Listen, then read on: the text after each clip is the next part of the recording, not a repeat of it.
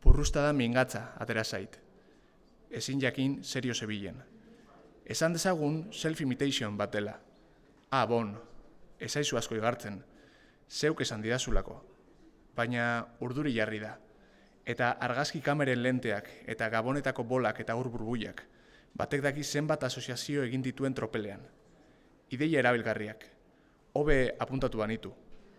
Nire etxe paperera heldu garenean patxo bat eman dit Espainetan. Gero, bere zigarretaren distira ikusi dut zuaizken artetik urruntzen. 5 dei nituen telefonoan. 3 aitaren etxetikoak. Beste 2 Bizkaiko prefijodun zenbaki batetik eginak. Beste dei bat. Osaba. Baina non zabiltza? Herrietaka hasi zait. Behar nautenean eskuar ez egoteagatik egin dit agiraka. Bere esenetik irtenda dago. Ez du ulertzen zertan nagoen halako bolada luzean kanpoan. Areago semea utzita. Eta eurak neure zaharrak. Aita jauzi eginda kalean, ambulantzian eraman dute. Nor dago berarekin?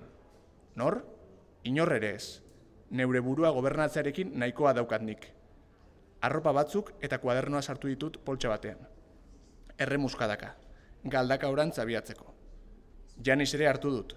Simonek zainduko zukeen arren, eskatuz gero.